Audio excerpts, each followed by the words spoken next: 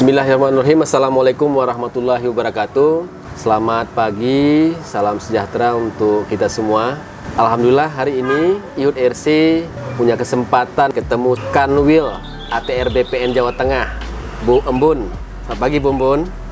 Selamat pagi, Assalamualaikum warahmatullahi wabarakatuh. Waalaikumsalam. Ya. Sehat Ibu ya? Alhamdulillah sehat, bahagia sekali saya pada kesempatan pagi ini bisa ketemu Bapak. Katanya mau ngobrol santai Pak. Iya, ini benar-benar santai, ini kita minum kopi dulu. Kopi juga gitu kan. Bu Embun, kita kemarin kan diskusi panjang ini ya. Kemarin pas kebetulan saya diajak sama Bu Embun ya jalan-jalan ke lokasi.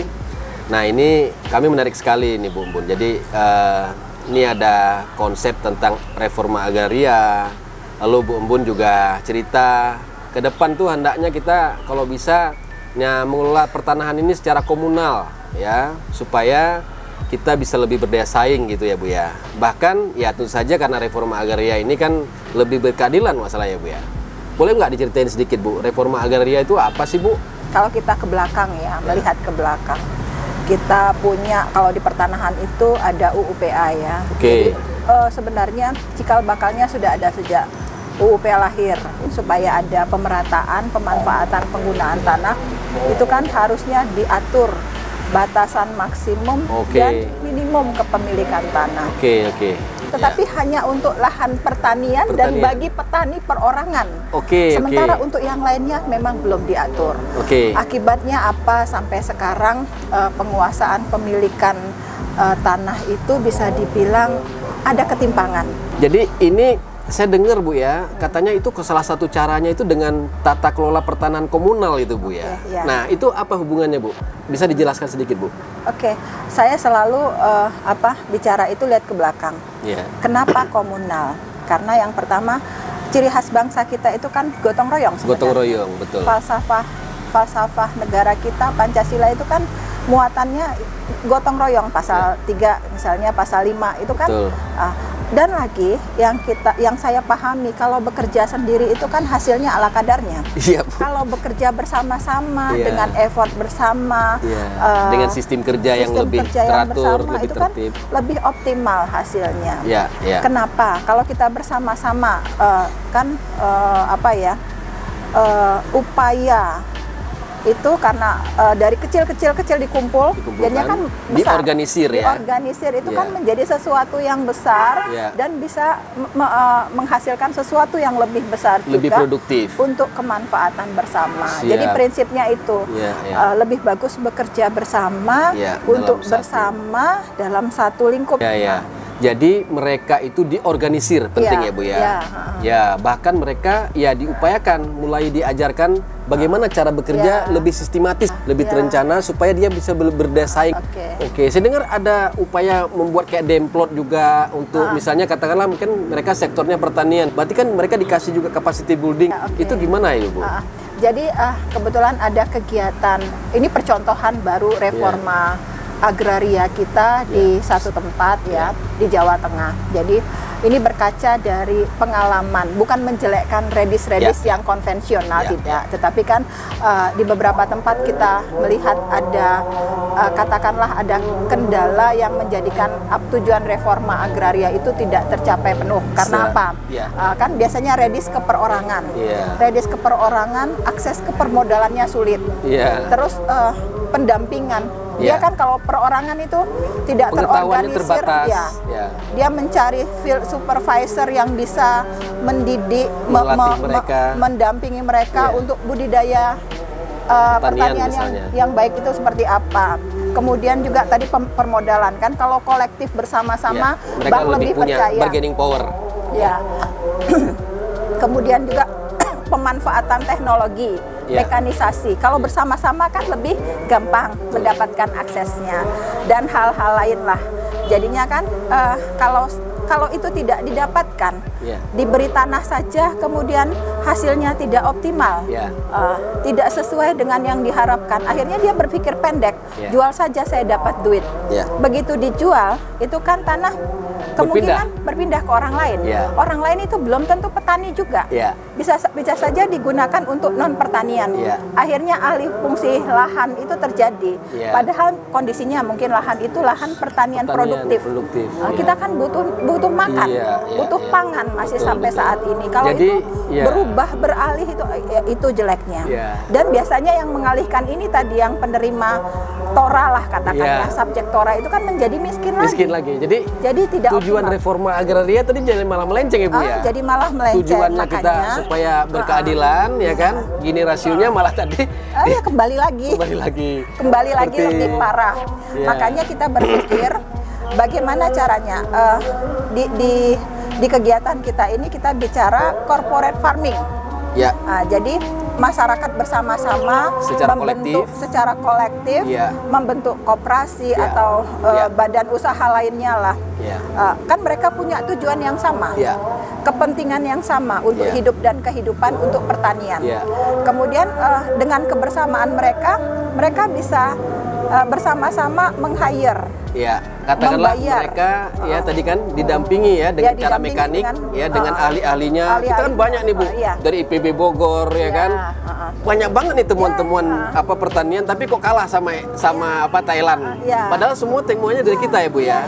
Jadi dengan cara tadi dikomunalkan, kemudian dilatih mereka, didampingi sama ahlinya, mereka bisa lebih berdaya saing berdaya saing. Jadi sedikit saya memang suka baca jurnal internasional bahwa pertanian skala besar dalam artian luasan yang besar itu lebih produktif daripada produktivitasnya lebih tinggi daripada yang kecil-kecil. Kalau kecil-kecil itu kan banyak pematangnya.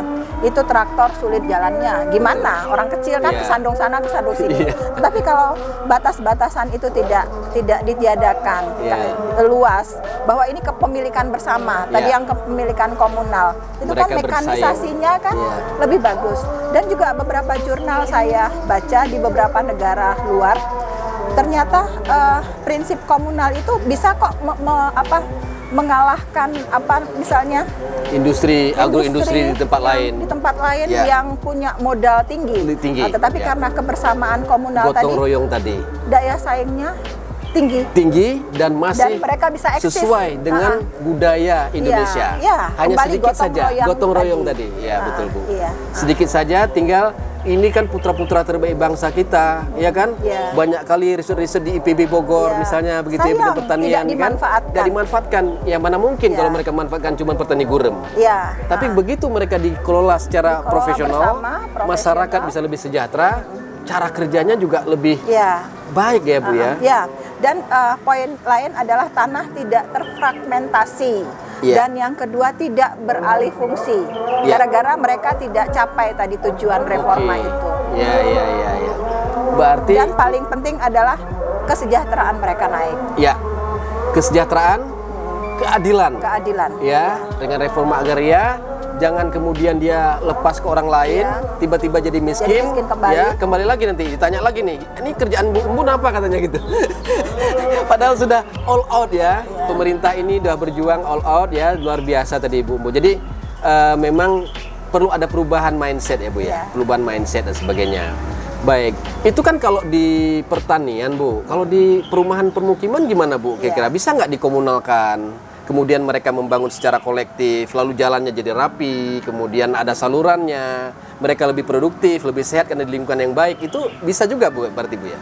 Sangat bisa. Dan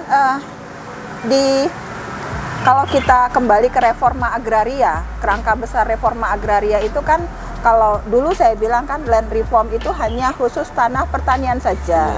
Kalau reforma agraria dengan Perpres 86 2018 ini itu kan ada juga yang di tanah pertanian dan non pertanian. Karena apa? Kita bukan hanya butuh makan saja, tetapi butuh rumah juga Rumah itu bukan hanya sekedar rumah ala kadarnya, tidak sehat. Boleh ala kadarnya asal sehat. Karena kan kembali lagi prinsip kualitas hidup yang sesuai dengan lingkungan itu harus terpenuhi.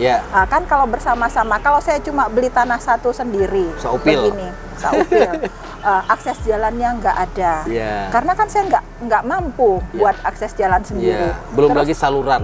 Sanitasi, Sanitasi. drainase. Saya nggak bisa mikir sendiri. Saya nggak punya kemampuan itu. Tetapi kalau kita kumpul Komunal. bersama satu hamparan itu, kita sisihkan sedikit tanah kita untuk masing-masing menyisihkan. Akhirnya itu kan banyak itu kan, yang namanya PSU, prasarana sarana Tempat utilitas berenang itu anak-anak bisa terpenuhi dari itu. Dan kembali lagi, kalau di reforma agraria itu disebut konsolidasi tanah ya. Dan itu sudah ada peraturan menterinya, kalau tidak salah 12/2019. Nomor 12 betul, peraturan menteri. Peraturan menteri itu kan ditata. Mana ada desain KT-nya dulu, mana yang jadi rumah, mana yang jadi jalan. Tidak ada satu, sebenarnya prinsip penerbitan hak atas tanah kita, semua tanah itu harus punya akses. Tapi kan kenyataan tidak akses jalan. Kenyataan itu kan sekarang banyak yang kumuh ya. Bahkan dijual lagi ke developer karena nggak punya akses, Bu. Begitu. Nah, ini akses jalan itu yang selalu tidak ada ruang terbuka hijau. Tempat bermain anak-anak. Tempat bermain anak. Bahkan keamanan, pos kalau kamling. tadi kan beli seupil gitu ya nggak sanggup. Tapi kalau kerjasamakan, dikomunalkan, kan toh sama-sama punya tujuan yang sama. Untuk hidup yang nyaman dan produktif, berkualitas. lebih sehat, ya kan? Sosial, kehidupan sosial, budaya, ekonominya bisa berjalan dengan baik. Bu, luar biasa ini, Bu. Ini pencerahan banget nih buat kita nih, Bu. Ya. Baik, Bu, saya kira ini banyak sekali ya pencerahan buat kita.